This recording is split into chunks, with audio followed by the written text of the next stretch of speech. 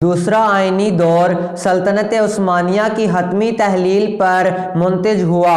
اس دور میں جمعیت اتحاد و ترقی کی سیاست اور نوجوانان ترک کا سبب بننے والی تحریک نمایاں ہے۔ بٹ فیملی کی آج کی ویڈیو میں خوش آمدید۔ نوجوانان ترک کے انقلاب کا آغاز 3 جولائی 1908 کو ہوا اور جلد ہی تحریک سلطنت بھر میں پھیل گئی اور نتیجتاً سلطان کو 1876 کے آئین کی بحالی کا اعلان اور پارلیمان کو طلب کرنا پڑا۔ آئینی دور میں 1909 کے جوابی تحت اور واقعہ 31 مارچ کے جوابی انقلاب کے دوران رخنا آیا، جس کے ساتھ ہی سلطان عبدالحمید ثانی کے دور کا خاتمہ کر دیا گیا اور انہیں جلا وطن کر دیا گیا اور ان کی جگہ ان کے بھائی محمد پنجم کو تخت پر بٹھا دیا گیا۔ نوجوانان ترک کے انقلاب کے دوران سلطنت عثمانیہ کی داخلی صورتحال کا فائدہ اٹھاتے ہوئے 1908 میں آسٹریا ہنگری نے مقبوضہ بوسنیا و ہرزیگوینیا کا باضابطہ الحاق کر دیا۔ آسٹریا ہنگری نے 1877 کی روس ترک جنگ اور برلن کانگریس کے بعد اس پر قبضہ کیا تھا۔ اطالیہ ترک جنگوں کے دوران سربیا، مونٹی نیگرو، یونیا اور بلغاریہ پر مشتمل بلقان لیگ نے سلطنت عثمانیہ کے خلاف اعلان جنگ کر دیا، جس کے نتیجے میں سلطنت عثمانیہ کو بلقان جنگ کا سامنا کرنا پڑا اور اسے جزیرہ نما بلقان کے کئی علاقوں سے ہاتھ دھونا پڑا۔ لیبیا اور جزیرہ نما بلقان میں جنگیں اتحاد و ترقی جمعیتی کا پہلا امتحان تھیں۔ اطالیہ ترک جنگوں میں سلطنت کو لیبیا سے بھی ہاتھ دھونے پڑے۔ یہ پہلی جنگ تھی جس میں دنیا میں پہلی بار میدان جنگ میں ہوائی جہازوں کا استعمال بھی کیا گیا۔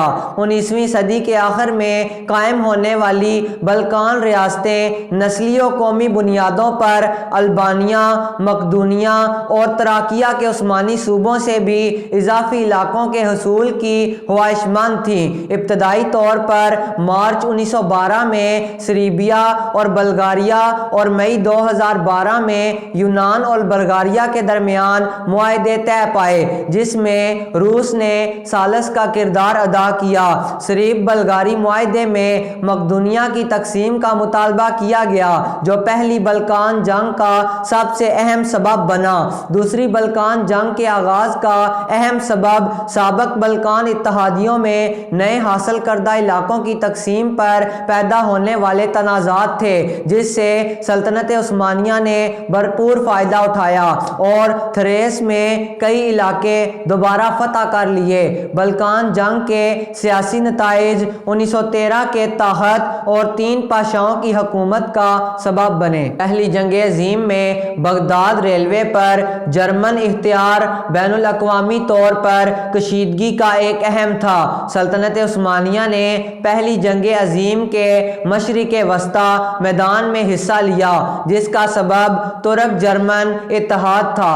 عثمانیوں نے جنگ کے ابتدائی دور میں 2 اہم فتوحات جنگ گیلی پولی اور محاصرہ کوت حاصل کی، لیکن اسے کئی دھچکے بھی پہنچے، جیسے روس کے خلاف تباہ کن مہم۔ 1917 کے روسی انقلاب نے عثمانیوں کو شکست کے داغ دھونے اور کھوئے ہوئے علاقے حاصل کرنے کا موقع فراہم کیا اور عثمانی افواج جنگ کے اختتامی مراحل میں آذربائیجان کے حصول میں کامیاب ہو گئی، لیکن جنگ عظیم کے اختتام پر اسے ان فتوحات سے ہاتھ دھونا پڑا۔ مصطفیٰ کمال کی زیر قیادت ترک قومی تحریک نے 23 اپریل 1920 کو مجلس کبیر ملی کے قیام کا اعلان کیا، جس نے استنبول میں عثمانی حکومت اور ترکی میں بیرونی قبضے کو تسلیم کرنے سے انکار کر دیا۔ ترک انقلابیوں نے عوامی فوج کے ذریعے یونان، اٹلی اور فرانس کی افواج کو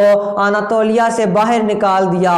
معاہدہ کے نتیجے میں جو علاقہ جمہوریہ آرمینیا کو مل گئے تھے، انہیں بھی دوبارہ حاصل کیا اور آبنائے پر قابض برطانوی افواج کے لیے خطرہ بن گئی۔ بالآخر ترک انقلابیوں نے آبنائے اور استنبول پر قبضہ کر لیا اور 1 نومبر 1922 کو سلطنت عثمانیہ کے خاتمے کا اعلان کر دیا۔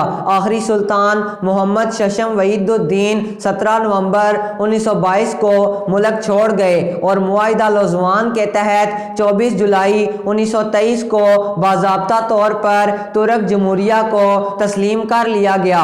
چند ماہ بعد 3 مارچ 1924 کو خلافت کے خاتمے کا اعلان کر دیا گیا اور سلطان اور ان کے اہل خانہ کو ناپسندیدہ شخصیت قرار دے کر جلا وطن کر دیا گیا۔ 50 سال بعد 1974 میں ترک پارلیمان نے سابق شاہی خاندان کو ترک شہرت عطا کرتے ہوئے وطن واپسی کی اجازت دے دی۔